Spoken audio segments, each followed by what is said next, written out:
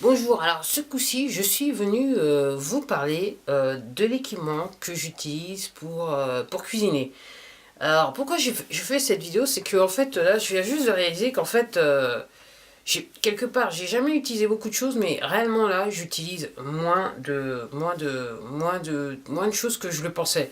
Alors si vous n'êtes pas abonné à ma chaîne, juste pour vous dire je suis végétalienne, c'est la raison pour laquelle je fais cette vidéo quelque part. Je veux faire le lien, c'est que ce que j'avais déjà dit, si vous êtes abonné, vous le savez, c'est que mes temps de cuisson sont quasiment coupés par deux. C'est rare quand mes temps de cuisson sont réellement longs. C'est une fois comme ça en passant, une à deux fois dans le mois, mais généralement la plupart de ce que je mange au quotidien, mes temps de cuisson sont plutôt courts. Les temps de préparation, c'est assez simple puisqu'il faut juste couper les aliments, les légumes quand c'est nécessaire. Mais encore une fois, c'est pas forcément tout le temps, quoique si vous mangez des légumineux ou des oléagineux, effectivement, il n'y a pas besoin de couper, il y a juste entre guillemets à préparer les oignons et encore. Et oui, je mange des oignons et de l'ail, pas en super grande quantité, mais c'est vrai que dans mes préparations, j'en inclus toujours. Alors, qu'est-ce que j'utilise? Je cuisine avec une plaque d'induction, j'ai juste un feu. Juste un feu. Pour moi, ça me suffit. Et aussi, l'autre chose que j'utilise après la plaque d'induction, la chose que j'utilise énormément, c'est mon cuiseur vapeur. C'est un Seb classique, autocuiseur Seb classique. Je mettrai le lien en bas. Je l'utilise bien souvent, surtout pour le riz. Et après, quelquefois, il m'arrive de préparer des choses dans le cuiseur vapeur, des couscous de boulgour. Du dalle aussi, je fait dans mon cuiseur vapeur. En fait, les recettes, je les ai eues avec le petit bouquin qui venait avec le cuiseur vapeur. Donc, non, en fait, non, le petit bouquin, je crois que je l'avais acheté. Je me rappelle plus. Voilà. Bref, c'est réellement les deux choses que j'utilise de plus. La plaque auto-induction, juste un feu, et le cuiseur vapeur. Et il y a quelque chose que j'utilise juste occasionnellement, mais loin d'être tous les jours, et voilà, c'est mon four, un petit four électrique juste pour préparer les frites, que je mange comme ça, généralement peut-être une fois par semaine, je me fais un plat de frites. Et de temps en temps, je me fais des gâteaux végétaliens. Alors, la base des gâteaux, c'est simple. C'est les flocons d'avoine que maintenant j'ai pris l'habitude. Au début, je les faisais tels quels. Maintenant, j'ai pris l'habitude de les mettre au blender. Et donc, pour que ça fasse un petit peu, que ça ait un petit peu l'aspect de la consistance de la farine. Et c'est ce que j'utilise. Et c'est vrai que sous la dent, c'est assez intéressant. C'est bien quand il y a les flocons dans le gâteau, mais c'est vrai que quand c'est raffiné, entre guillemets, quand les flocons sont, voilà, sont semoulus, sont moulus, c'est mieux. Alors voilà, c'est ce que j'utilise. Et je viens juste de mentionner, j'avais oublié, un blender. Alors le blender, je l'utilise pas autant que ça.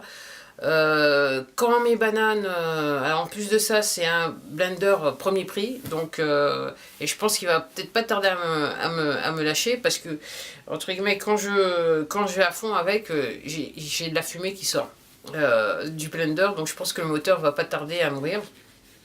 Alors le blender, je l'utilise occasionnellement, je suis pas autant smoothie que ça.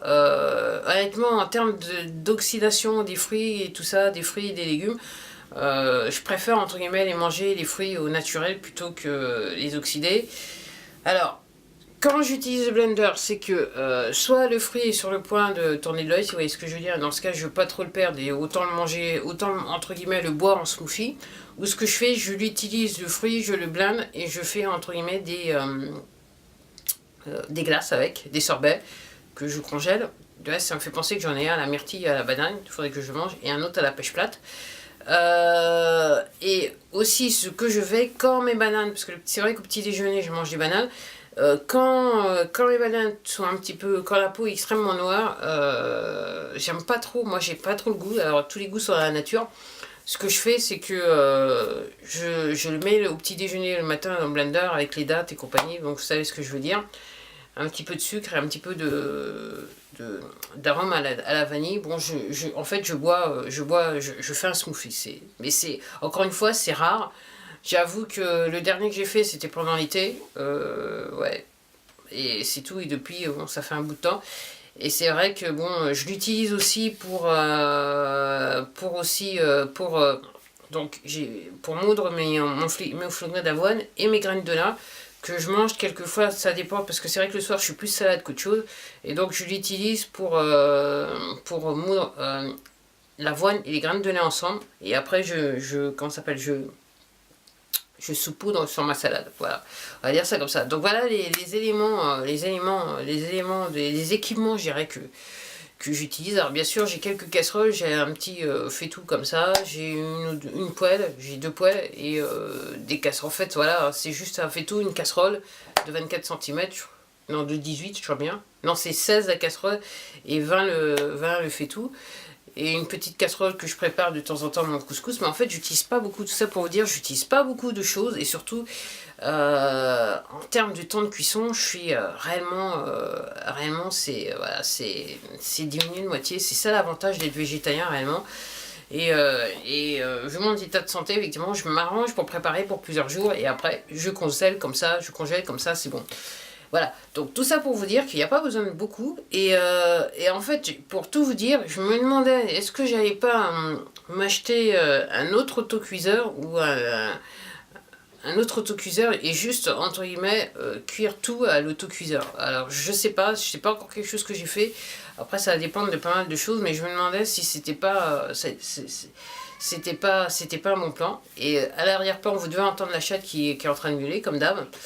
À la recherche de l'attention.